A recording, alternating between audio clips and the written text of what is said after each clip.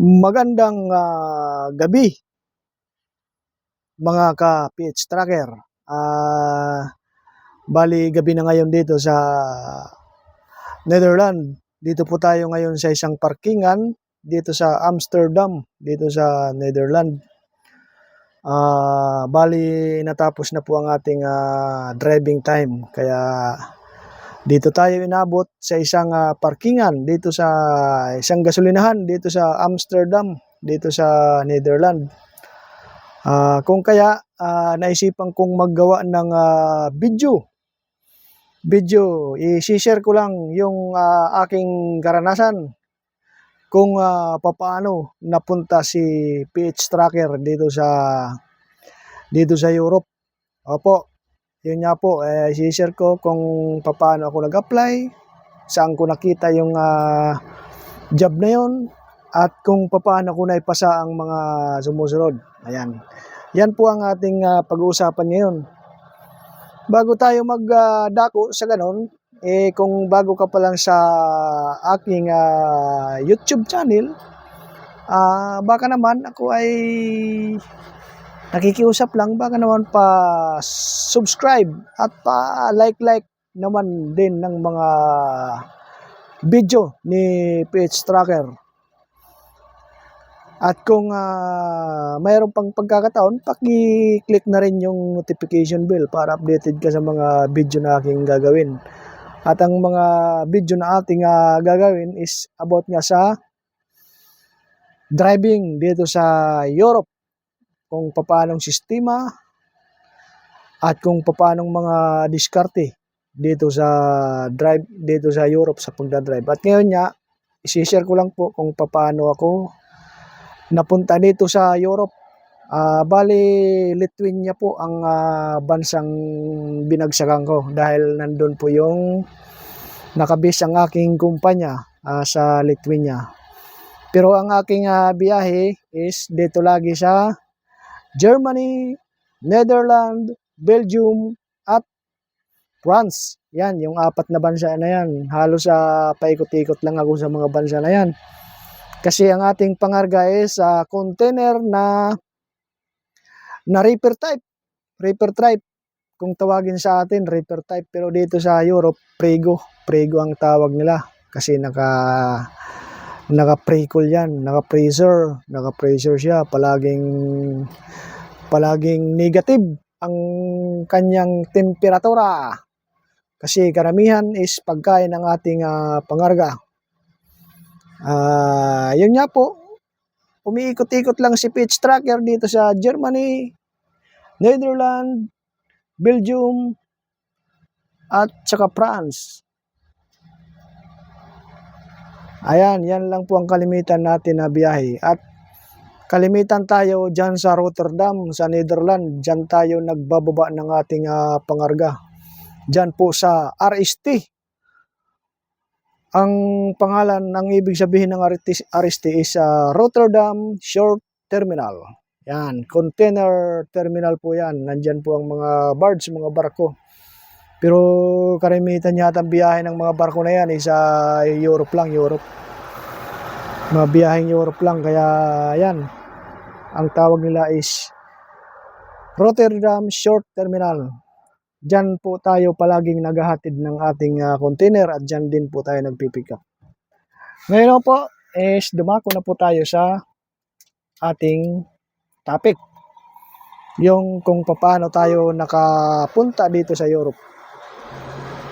Yon, ang unang-una is nagdadrive tayo noon sa Pilipinas. Trailer din, hindi ko na lang sasabihin kung anong kumpanya.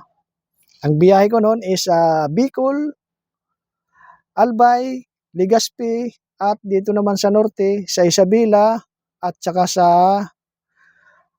sa Ilocos Norte. Doon po ang biyahe ni PH Tracker nung tayo ay nagdadrive sa Pilipinas. At yun nga po, nag-interest tayo sa pag-apply dito sa Europe nung tayo ay nakapanood ng isang video sa isang reels about sa buhay-buhay dito sa Europe at sa iba't ibang dako ng mundo. At hindi ko na lang din babanggitin kung sinong napapanood ko at kung sinong naging dahilan upang magpunta ako rito, mag-apply. At yun nga po, doon ko lang din po nakita sa video reels na mayroon nga din pong trade test na gaganapin sa araw na iyon. At nandun kung anong kumpanya, kung anong araw, anong oras gaganapin at kung saang lugar. At ayun nga, nagkataon din na malapit lang yung bahay ko doon sa pag-titradisan. Minarapat ni Pitch Tracker na i-confirm muna doon sa gaganapan kung saang lugar. At doon nga yun sa Binakayan. At pinuntahan po natin at kinonfirm naman nila na mayroon nga daw sa araw na yun. At yun nga. At sa mabuting pagkakataon, magandang pagkakataon, nakaisang subok lang si Pitch Tracker. At ito ay naswertihan tayo na sa ating apply. Unang trade test, pasado kaagad, exam, interview, naipasa naman yun ni Pitch Tracker sa awa ng Diyos. At yun nga, pagkatapos ng trade test at saka interview ay nag-proceed na tayo sa ating mga dokumento, mga papers, yung LTO, history, NBI na nakapostil,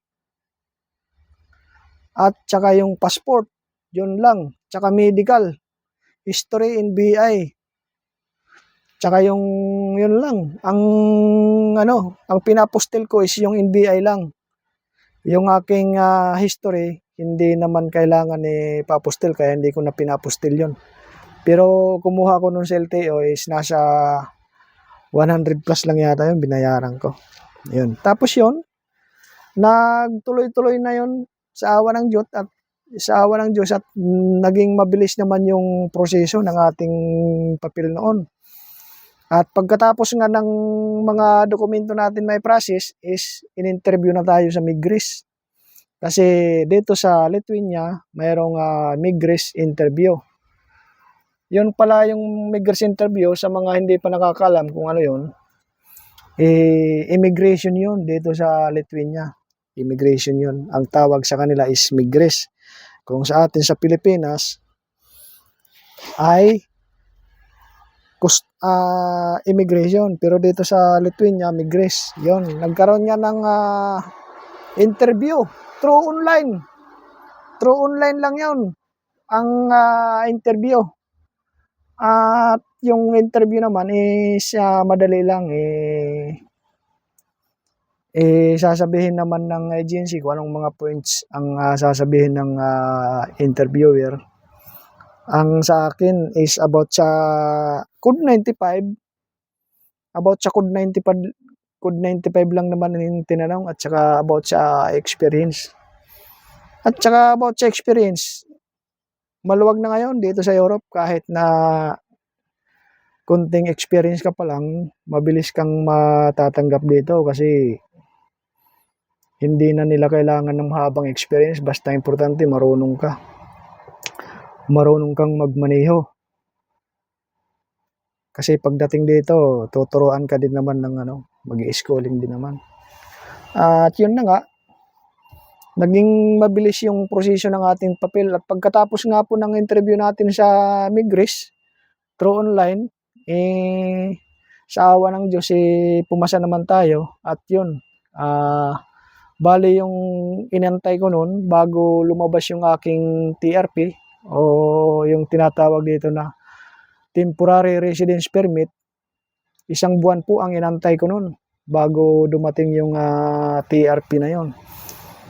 Tapos pag dating ng TRP, doon na po tayo nagpa-medical. Ay hindi, bago pala mag-migris, nagpa-medical ako noon. Pa-medical ka muna. Pero lahat yun, sa akin bayad lahat yun. Medical, migris fee. Ang migris interview fee, nasa 18,000 mahigit ang binayaran natin. Medyo malaki-laki, pero mababawi din naman yun.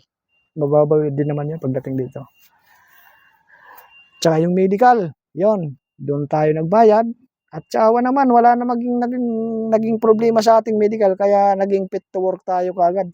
At yun, pagkatapos ng medical at paglabas ng aking TRP, ayun, linggo na lang ang aking binilang at yun na nga, lumabas na yung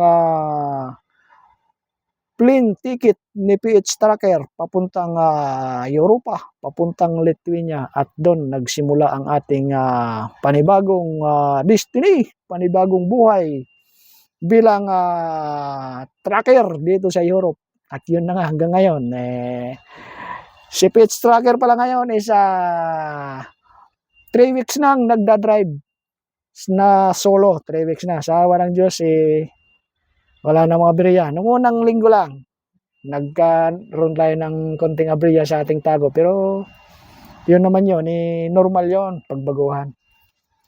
Normal yung pagbaguhan ka, lalo first time ka sa mga truck, first time ka kung paano gagawin sa tago. Siyempre, ano ka pa, kabado pa, kasi bago pa, tsaka maraming ginagawa yung driver dito. Kasi dito sa Europe, sa'yo lahat, dokumento, pangarga, check lahat, driver lahat, kasi wala tayong helper. Hindi uso ang helper dito sa Europe.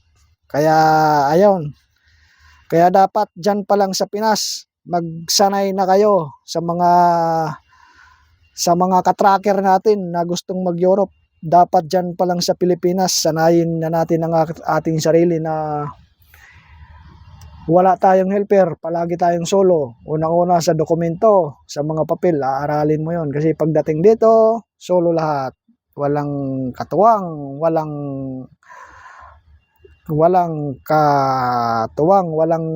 helper. Solo dito. Sa iyo lahat. Drive, diskarte, at saka sa dokumento. O yun. At yun nga lang, yung medyo nakakalungkot lang, mayroon lang tayong binayaran na placement fee. At hindi ko na po sasabihin kung magano. Nasa akin na lang yon. Secret na lang yun kung magano. Pero ang offer naman sa akin is okay naman. Hindi na tayo logi. Ika nga, ayos na. Magandang panimula na rin. Makakabuhay na rin ika nga ng pamilya. Yung offer na sweldo sa atin dito. Ayun, at saka yun nga, ang tip ko lang din, pag nandito na kayo sa Europe, mga nasa Europe, kung gusto nyo ng pitix lang na trabaho, hindi ganong pagod, oo nga, malalapit lang biyahe, pero hindi naman pagod, dito ka na, mag-container ka na. Maganda ang container kasi hindi ganong pagod. Walang ganong trabaho, kundi papel lang, wala kang tatalian, wala kang isi-secure na pangarga, kundi dokumento lang. Yon ang tip ko lang. Pag kainalok kayo ng container, magko-container kayo, okay dito yon sa Europe. Maganda dito yon, ayos na ayos dito. Ang container line na trabaho. Hindi ganong pagod at saka malapitan lang. Ano pa ba? Yan nga, pagkatapos ng Migres interview, at yon, mabilis ng proseso nun pagka nandun ka na sa proseso na ganun.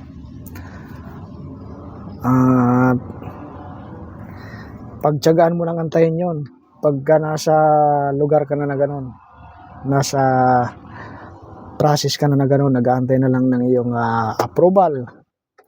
Minsan matagal, pero ma-approve at ma-approve din yon ni Migres. Yun lang. Ang oras pala dito is